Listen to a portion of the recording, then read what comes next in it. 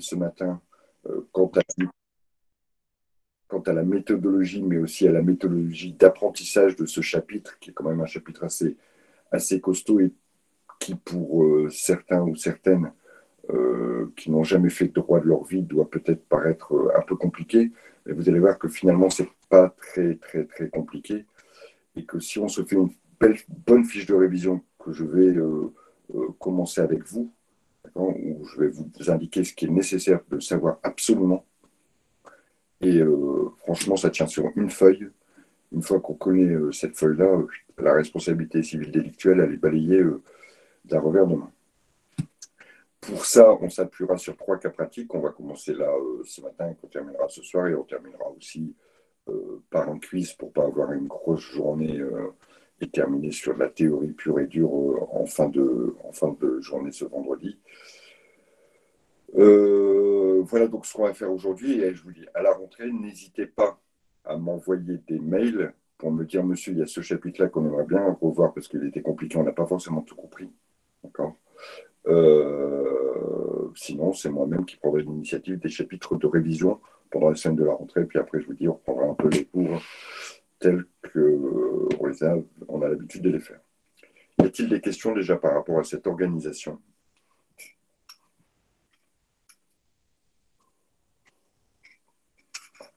Ça marche. Alors, je vais juste d'abord vous refaire un petit topo sur la responsabilité délictuelle. D'accord, Delphine? Pas de souci. De toute façon, si j'avais l'intention de les voir, parce que je sais que c'est toujours compliqué. Euh, Concernant la responsabilité délictuelle, je vais faire un petit rappel, d'accord, de 10-15 minutes. Vous allez voir, ce n'est pas très long. Je vais m'appuyer sur les points essentiels. Après, un petit rappel de méthode en vous montrant à travers un exemple comment on résout un cas pratique si jamais vous deviez avoir un cas pratique à l'examen et les écueils dans lesquels il ne faut pas tomber surtout. Donc, concernant la responsabilité délictuelle, d'abord, on l'oppose de façon très claire et très nette à ce qu'on appelle la responsabilité civile délictuelle, contractuelle. Je me mélange les pinceaux, excusez-moi. Donc, d'un côté, la délictuelle, qu'on appelle aussi extra-contractuelle, puisqu'elle est en dehors de tout contrat, et de l'autre côté, la responsabilité contractuelle.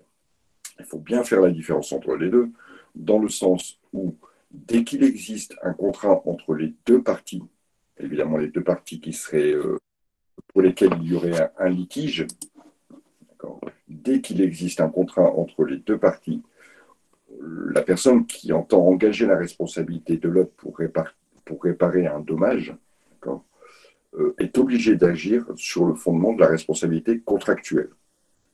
Ne peut pas agir sur le fondement de la responsabilité délictuelle. Je vais vous en donner un exemple juste après, hein, ne vous inquiétez pas.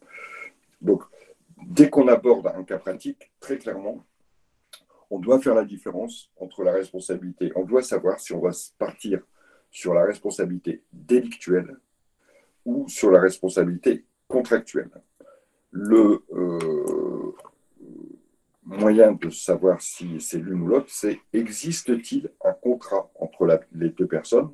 Et évidemment, le litige naît-il de ce contrat?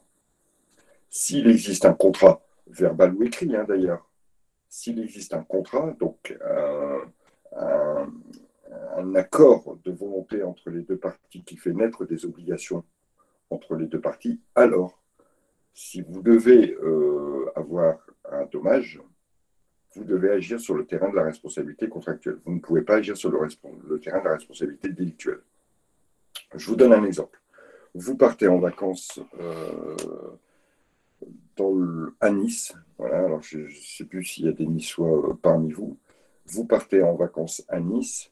Il fait super beau, il n'y a plus de Covid, rien du tout. On peut faire ce qu'on veut. On peut aller au resto, on peut aller dans les bars, on peut aller sur la plage, se balader, etc. Et vous décidez, parce que vous êtes fan de plongée, de prendre un cours avec un moniteur de plongée qui va vous emmener sur un spot dans les environs de Nice où vous verrez des super fonds marins, etc. Boum. Donc vous vous adressez au club de plongée, vous payez une certaine somme. en échange de laquelle un moniteur va vous prendre en charge pendant 2 heures, vous fournir tout le matériel et vous accompagner sur le spot. Arrivé en bateau à l'endroit où vous devez plonger, vous vous mettez à l'eau avec votre moniteur, vous commencez votre descente et le moniteur, voilà, pas très sérieux, pas très prudent, a oublié de vérifier votre matériel et il s'avère que au milieu de la descente à 5 mètres de profondeur, votre bouteille a un mauvais fonctionnement, vous n'avez plus d'air, donc vous êtes obligé de remonter en panique à la surface pour reprendre votre respiration. En remontant, vous vous cognez sur la coque du bateau et vous vous blessez. Voilà. Bon, on est face évidemment à un préjudice, à un litige qui est né. Le moniteur dit bah non, mais tu n'avais qu'à pas remonter comme ça aussi rapidement, et vous vous dites bah non, c'est de votre responsabilité. Vous n'arrivez pas à vous entendre, enfin peu importe, boum, vous décidez d'agir contre le moniteur. D'accord. Ici, première question, y a-t-il un contrat? Oui, il y a un contrat. D'accord. Il y a un contrat entre le moniteur ou le club de plongée, d'accord, et vous-même. Par conséquent, si vous devez agir, ce sera sur le terrain de la responsabilité contractuelle et non pas de la responsabilité délictuelle. Entre autres, ici, il y a quand même une obligation de sécurité qui naît du contrat, qui naît de ce contrat de loisir, et il y a un défaut dans la tenue de cette obligation par le moniteur. À partir de là, vous pourrez engager la responsabilité contractuelle du club. Mais vous n'auriez pas pu agir sur le terrain de la responsabilité délictuelle parce qu'il existe un contrat. Donc, première chose qu'il faut faire dans le cas d'un cas pratique, tout de suite, évincer l'une des autres. Alors, quand il y a un contrat, on le dit. Quand il n'y a pas de contrat, on ne le dit pas. Hein. On va tout de suite sur le terrain de la responsabilité extra-contractuelle. Alors, si par une phrase, vous écartez l'une ou l'autre des responsabilités, c'est très bien. D'accord. Vous dites tout simplement que la responsabilité, je vérifie, il y a une faute. Alors, attendez, hop, que je le dise en même temps. Alors, Maxime, on vérifie s'il y a une faute à dommage à lien de causalité. Alors, de quoi me parlez-vous, Maxime? Parce que en cas de responsabilité contractuelle, dans le cas que je viens de vous préciser, d'accord, ce n'est pas une faute qu'il va falloir vérifier, c'est le non-respect d'une des obligations contractuelles. On l'appelle aussi une faute contractuelle. D'accord. Ici, en l'occurrence, le club de plongée était tenu d'une obligation de sécurité. Et là c'est ici que réside la faute contractuelle. Vous ne pouvez pas dire une faute, il faudra bien préciser contractuelle. Donc, pour engager la responsabilité civile contractuelle, oui, il faut une faute contractuelle. Donc, la violation d'une obligation qui était prévue au contrat. S'il n'y a pas de violation d'une obligation prévue au contrat, on imagine vous commander un nouvel ordinateur chez un commerçant. D'accord. Le commerçant ne vous donne pas de date de livraison. Votre ordinateur arrive 4 mois après. Vous trouvez que le commerçant a exagéré et n'a pas respecté son contrat. Il n'y a pas de faute contractuelle puisqu'il n'était pas tenu à une obligation de ponctualité de livraison. Donc là, pas possibilité d'agir sur ce fondement-là et pas possibilité d'agir sur un autre fondement. Donc on verra après les conditions que vous me donnez, elles sont importantes, vous les avez, mais ce n'est pas pour la responsabilité civile contractuelle, mais c'est pour la délictuelle. Donc, où en étais-je Donc, voilà, en début de cas pratique, vous pouvez dire, voilà, on va plutôt se diriger sur le terrain de la responsabilité délictuelle parce qu'il n'y a pas de contrat entre les parties, ou bien on va plutôt se diriger sur le terrain de la responsabilité contractuelle, puisqu'il y a un contrat qui lie les deux parties. Ça, c'est la première chose.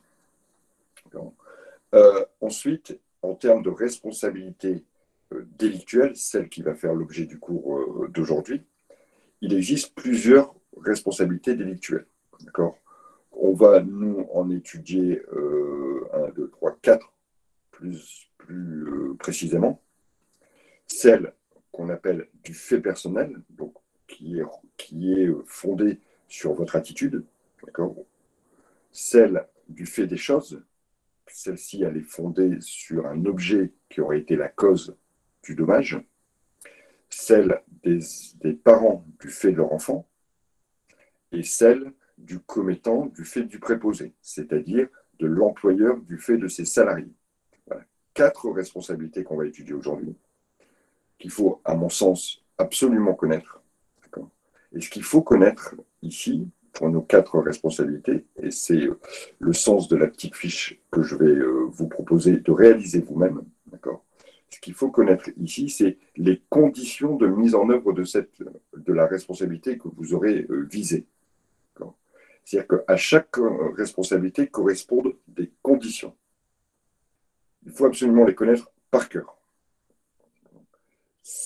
Puisque vous allez devoir les donner dans votre méthodologie, dans votre première partie de résolution, ensuite vous allez devoir les vérifier et ensuite vous conclurez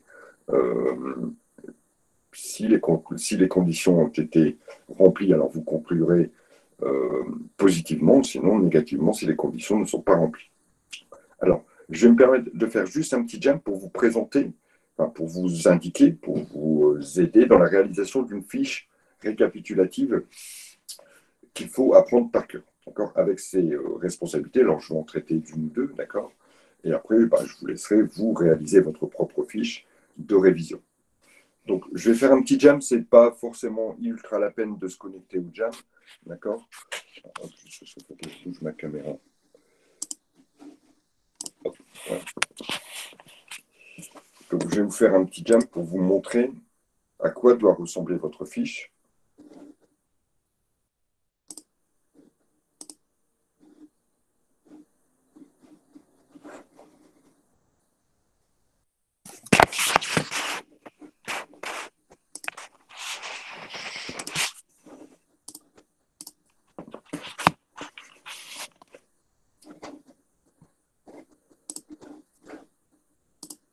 Voilà, je vous l'ai mis à l'écran, d'accord.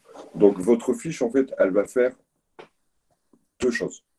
Le type de responsabilité, d'accord, et ensuite les conditions qui doivent être réunies, qui doivent être caractérisées pour qu'on puisse dire, oui, je peux engager la responsabilité du fait personnel de la personne, ou oui, je peux engager la responsabilité du fait des choses, oui, je peux engager la responsabilité des parents du fait de leur enfant. Alors, ici, on ferait un petit truc comme ça, tout simplement. Hop, vous faites votre petit tableau.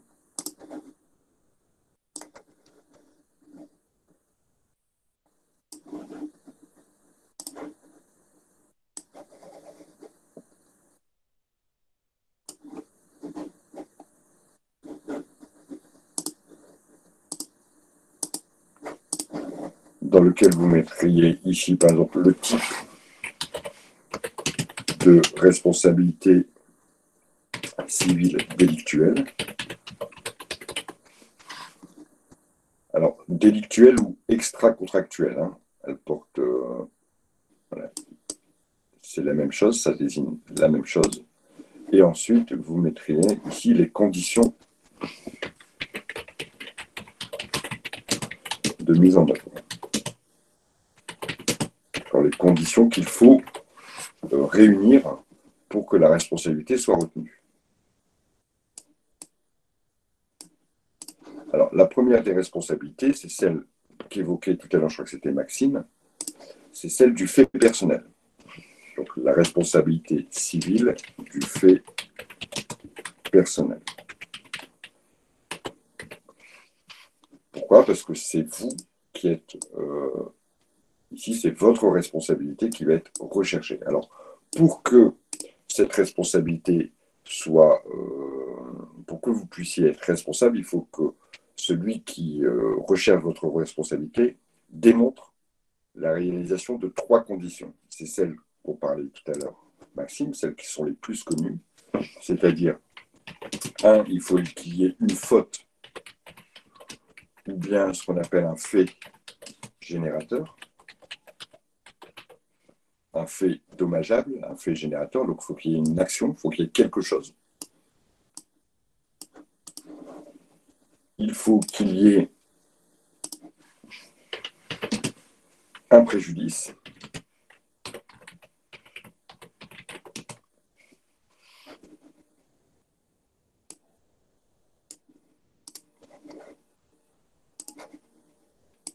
Et encore, il faut qu'il y ait un lien de causalité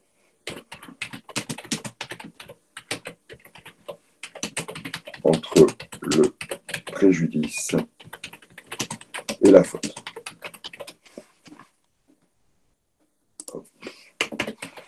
Voilà, vous vous créez votre petite fiche comme ça.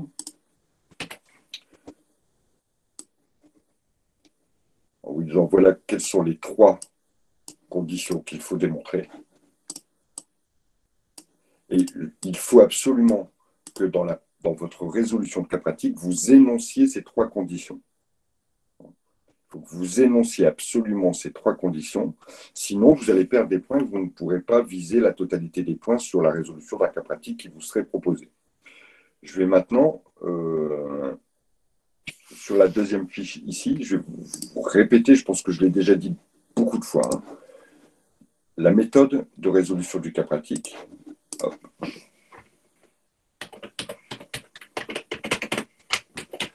La méthode de résolution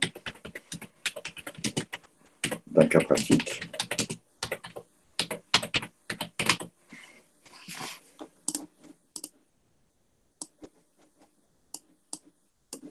Elle se déroule toujours en 3 phases. La première phase, alors, on l'appelle comme ça, mais ça, c'est pas la peine de retenir, hein, on l'appelle la majeure.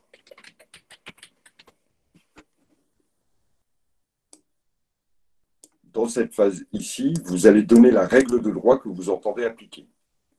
Donc, vous allez dire votre cours, d'accord? La règle de droit que je veux appliquer. Ici, comme on est en responsabilité civile délictuelle, vous allez donner les conditions. La règle de droit que je veux appliquer. Clairement, vous allez dire votre cours. D'accord? Deuxième temps de résolution, vous allez vérifier dans les faits. Ici, je démontre que toutes les conditions sont réunies. Je démontre avec les faits du cas que les conditions énoncées au-dessus sont réunies.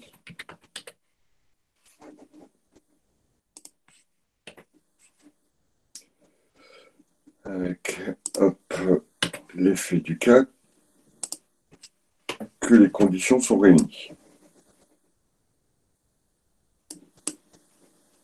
Ça, on l'appelle la mineure.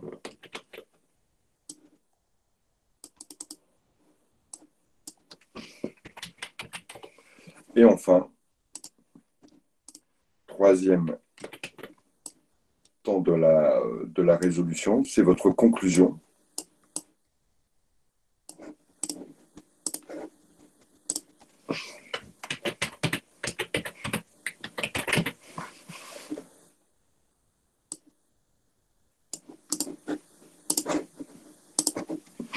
Et ici, vous allez donner la solution retenue. Donc, est-ce que, en termes de responsabilité civile, est-ce que ça marche ou ça ne marche pas, tout simplement. Est-ce que je peux retenir la responsabilité de la personne ou pas? Clairement, est-ce que les conditions sont réunies?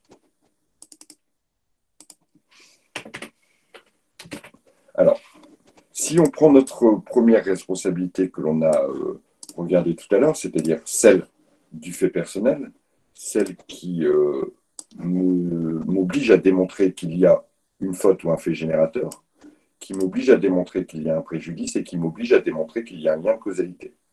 Je vais vous donner un exemple et on va se le résoudre, enfin je vais le résoudre, méthode syllogisme, en disant voilà, dans cette première partie-là j'ai dit ça, dans cette deuxième partie-là j'ai dit ça, dans cette troisième partie-là j'ai dit ça.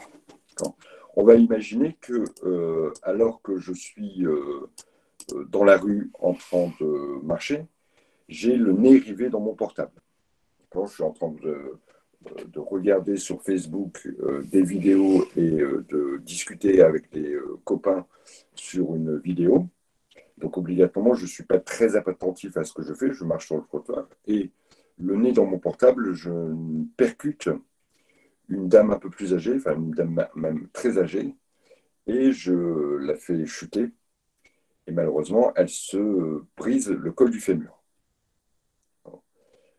La dame entend engager ma responsabilité. Elle veut réparation. Voilà votre cas pratique. Donc, bon, ici, je ne sais pas s'il serait très utile d'écarter la responsabilité contractuelle. C'est une telle évidence que, mais bon, allez, par une phrase, je peux tout à fait l'écarter. Il n'existe aucun contrat entre la victime et Jérôme Brassard. Par conséquent, ce sera sur le terrain de la responsabilité délictuelle que le litige devra être porté. Voilà. Bon, j'ai écarté la responsabilité contractuelle. Je vous dis, ici, dans le cas présent, ce n'est pas forcément un impératif. Maintenant, je vais attaquer. Qu'est-ce que je sais de ma règle de droit?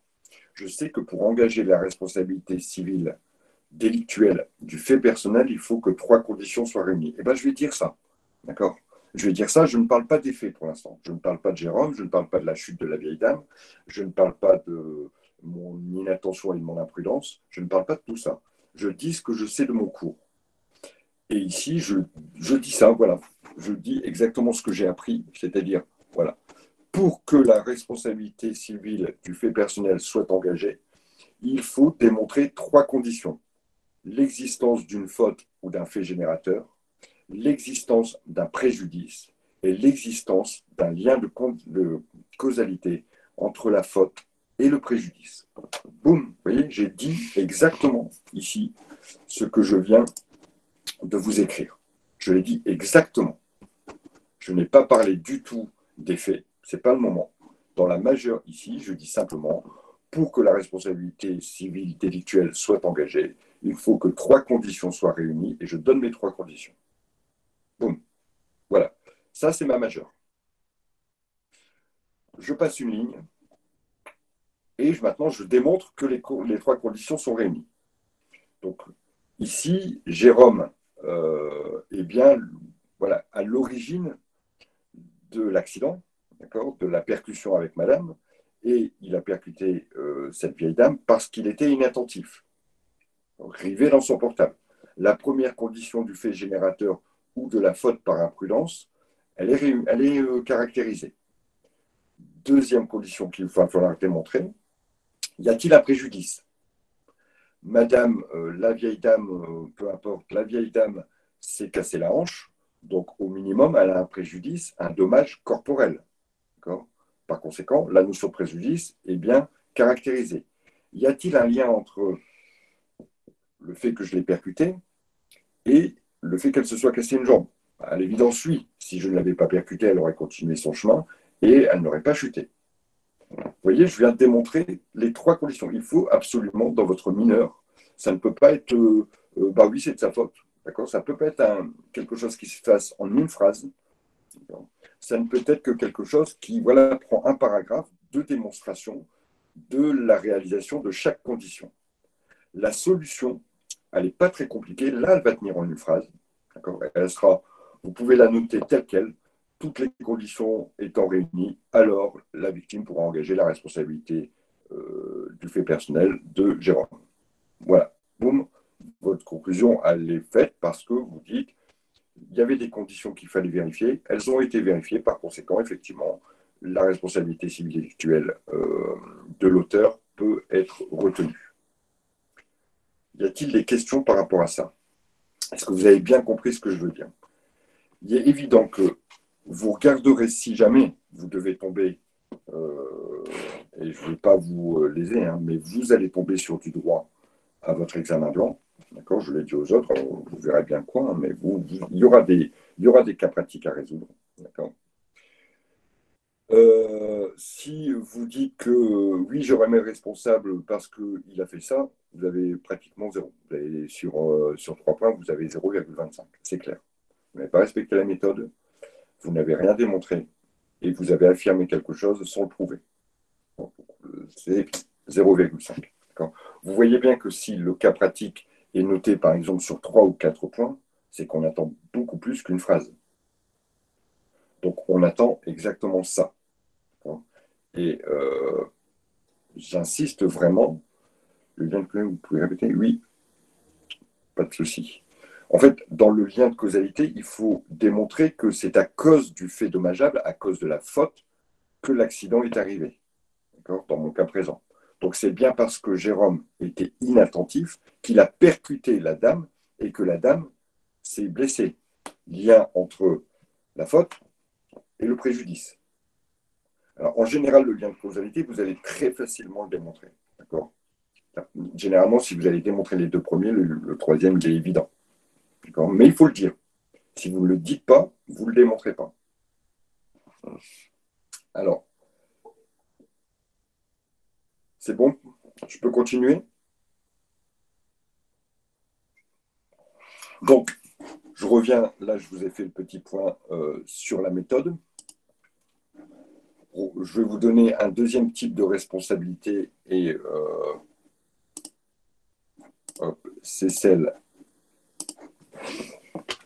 la responsabilité toujours civile, hein, du fait des choses.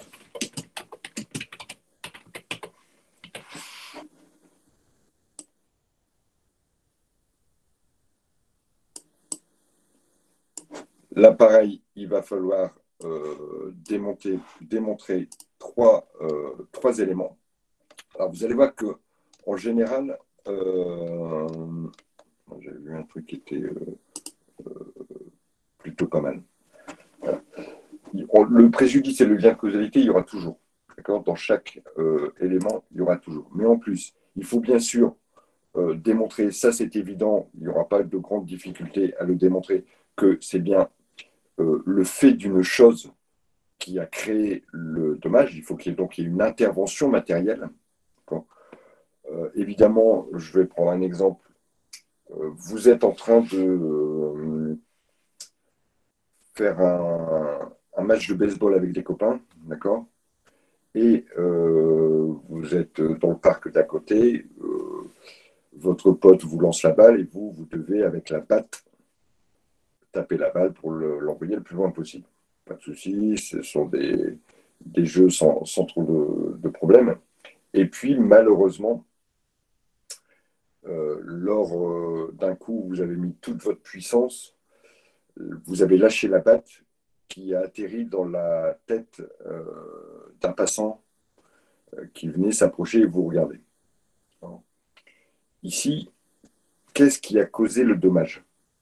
Il n'y a pas eu rencontre entre deux personnes, d'accord? Comme tout à l'heure dans mon cas avec la vieille dame, mais il y a bien eu malheureusement rencontre entre la batte de baseball et la tête du passant.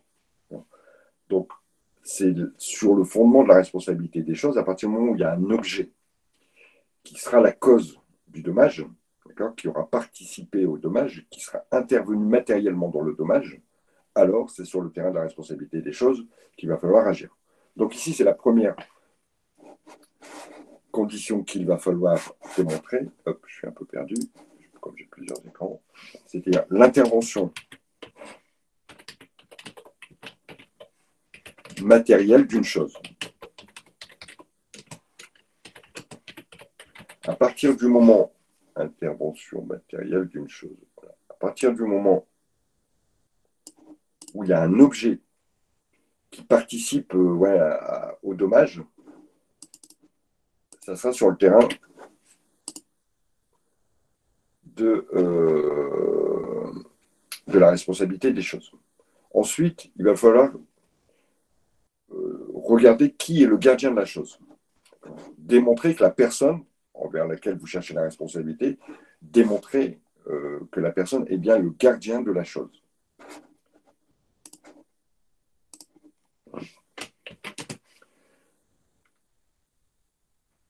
Donc, il faut démontrer qui est le gardien de la chose.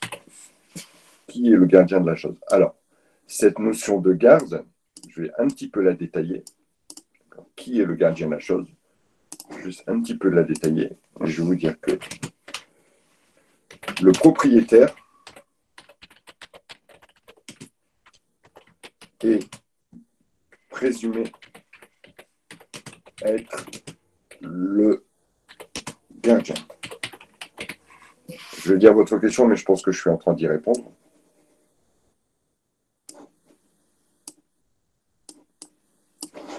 Hop, je vais regarder la question que vous m'avez posée, mais je pense, si on nous a prêté l'objet, oui. Voilà, bon, parfait, je suis en train de répondre à votre question, Maxime.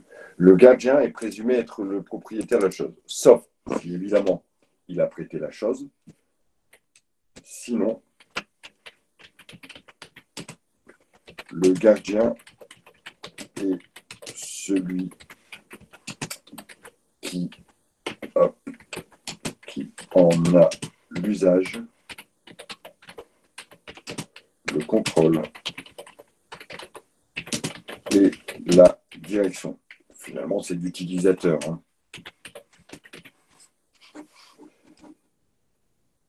Donc, sinon, le gardien est celui qui en a l'usage, le contrôle et la direction.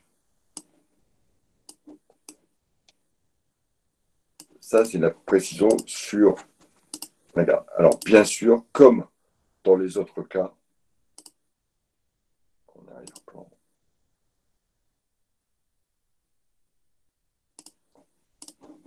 comme dans les autres cas, il faudra aussi démontrer, bien sûr, qu'il y a un préjudice et qu'il y a un lien de causalité. Ça sera toujours commun. S'il n'y a pas de préjudice, ben, il n'y a pas de responsabilité. Hein. D'accord ? Ça sera toujours un point commun entre toutes les responsabilités.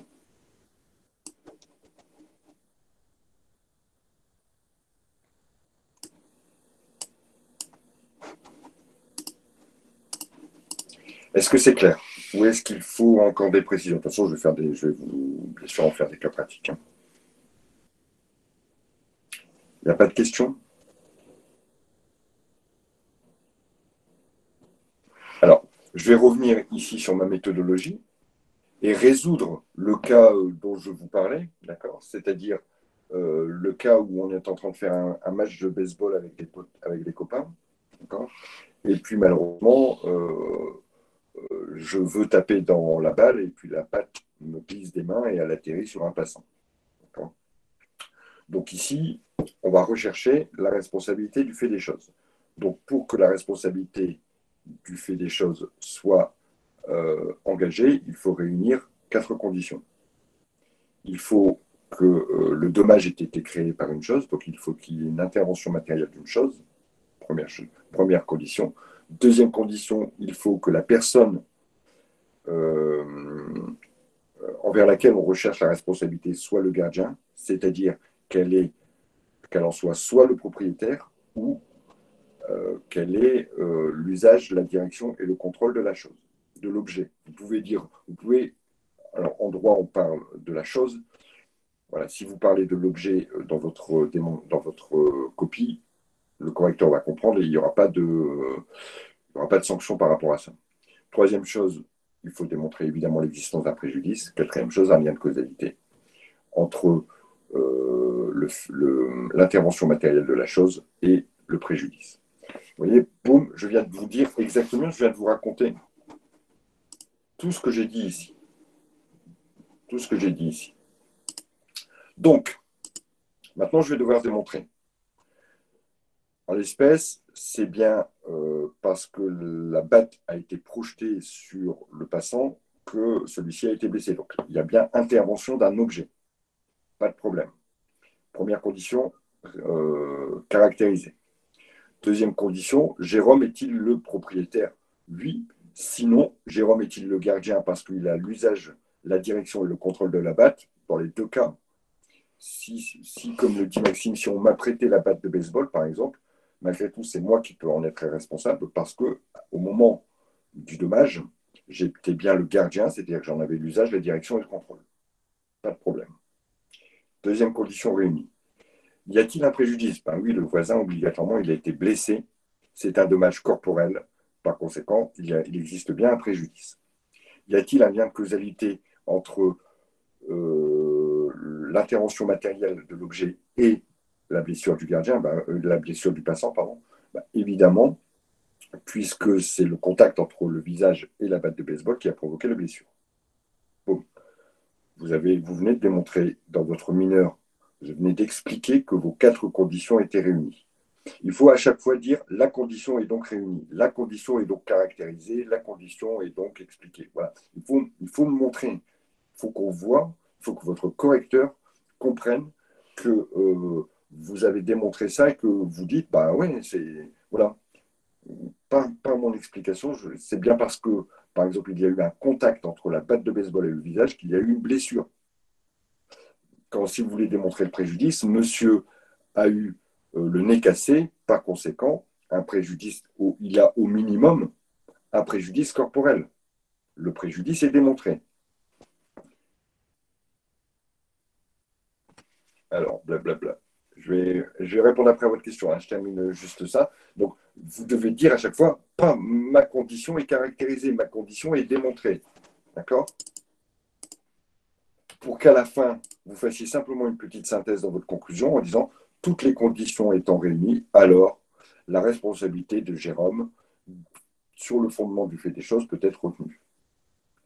Alors, Maxime nous dit, question bête, mais si le titulaire de l'objet nous prête un objet qu'il sait défectueux et que l'on crée un dommage avec cet objet, comment on traite le préjudice? Alors, d'abord, par la démonstration du fait des choses, vous êtes responsable. Maintenant, il y a des conditions d'exonération de la responsabilité. Il y a de temps en temps où ma responsabilité, je suis responsable par principe, d'accord? Mais il y a des conditions. C'est ce qu'on verra tout à l'heure, notamment le fait d'un tiers, et ici c'est ce qu'on pourra exposer, qui va pouvoir alléger ma responsabilité, ou encore la faute de la victime, elle-même a participé à son propre dommage. Et dernière condition d'exonération de la responsabilité, c'est la force majeure. Alors, 3 choses qui permettent de dire je suis responsable, mais je peux me dédouaner en partie ou totalement. On le verra tout à l'heure, c'est une des choses qu'on voit dans le 3e cas pratique, Maxime.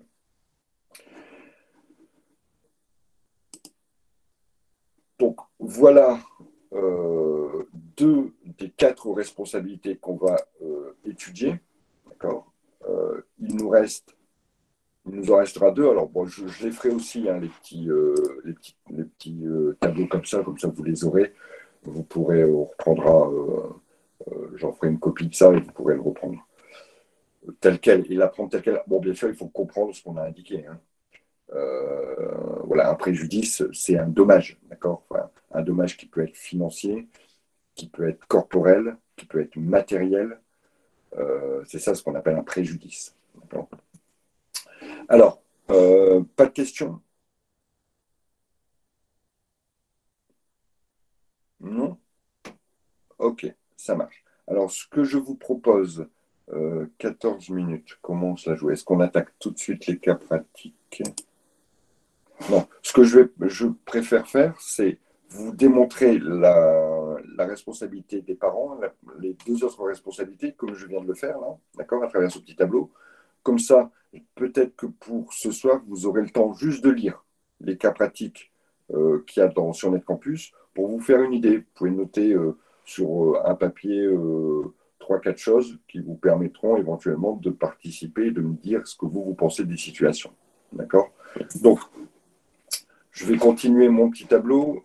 Ce que je vais faire, c'est que je vais faire une copie de cette affaire. Après, je crois que je peux le dupliquer. Hop, voilà. Donc, je suis sur la page 2. Hop, cette fois-ci, je vais changer. La responsabilité des parents du fait de leur enfant. Voilà. Que va-t-on devoir démontrer? Que va-t-on devoir démontrer pour... Alors, hop, ça je peux le supprimer, ça je peux le supprimer, ça je peux le supprimer, ça me servira après.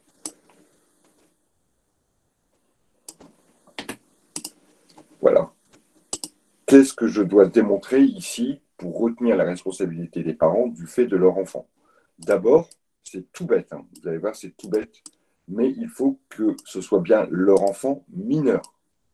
Donc il faut bien ici une faute ou un fait générateur commis par un enfant mineur.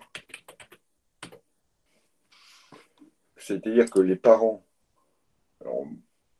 c'est peut-être plus un enfant, mais un ado qui a 18 ans et qui cause un dommage, les parents n'en seront pas responsables.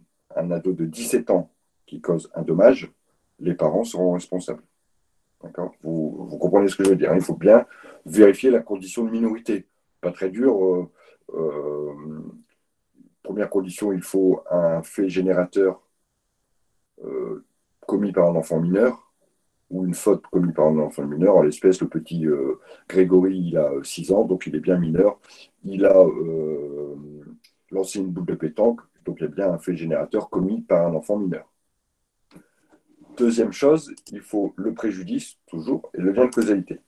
Par contre, ici, on va juste faire une petite aparté sur le cas des parents divorcés.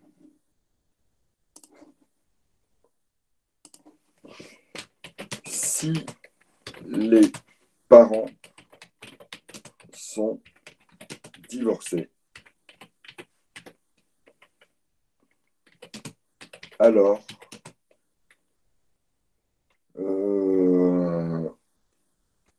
je vais marquer comme ça, le responsable est le parent chez qui la résidence de l'enfant a été fixée. Voilà. Alors, tac, tac.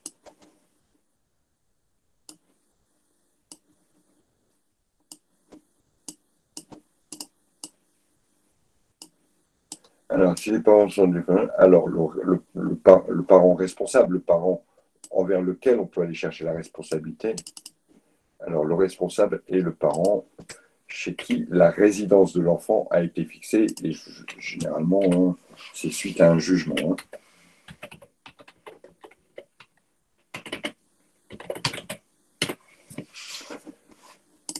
Donc ici, 4 conditions plus une si jamais vous deviez tomber sur un cas où les parents étaient divorcés. Sinon, c'est une responsabilité solidaire. Hein. Sinon, ce sont les deux parents. S'il n'y a pas de cas de divorce, ce sont les deux parents qui sont responsables. Malheureusement, dans beaucoup de situations, les parents sont divorcés. Alors, c'est le parent chez qui la résidence de l'enfant a été fixée qui est responsable. Sur ce fondement-là, l'autre pourra avoir aussi une responsabilité, mais sur un autre fondement. Vous ne pourrez pas dire que c'est la responsabilité des parents du fait de leur enfant si si l'enfant n'a pas ses résidences chez le parent. Alors, situation que je peux vous donner ici, c'est le petit Martin dont les parents sont divorcés à 6 ans. La résidence habituelle de l'enfant a été fixée chez la maman et le papa a un droit d'hébergement et de visite le week-end, une fois tous les 15 jours, d'accord, et la moitié des vacances scolaires. Enfin, assez classique, d'accord, assez classique, c'est le papa qui a les enfants une fois tous les 15 jours et la moitié des vacances. Alors que le petit Martin est chez son papa, il a 6 ans, hein, je vous rappelle, il s'amuse dans le jardin avec son papa. Voilà. Et d'un seul coup, le petit Martin prend une boule de pétanque et la lance au-dessus de la clôture du jardin. La boule de pétanque atterrit sur le barbecue du voisin et bien sûr, le barbecue est cassé. Le voisin entend demander réparation et donc il veut engager la responsabilité civile du père. Voilà. résolvez ce cas pratique. Parfait. Méthode. Allons-y. Je dis tout ce que je sais de mon droit. Je dis ma fiche. La responsabilité des parents du fait de leur enfant demande la réunion de 4 conditions ou 3 conditions. Vous pouvez partir sur 3 conditions. D'abord, une faute ou un fait générateur commis par un enfant mineur. Ensuite, un préjudice. Ensuite, un lien de causalité entre le préjudice et la faute.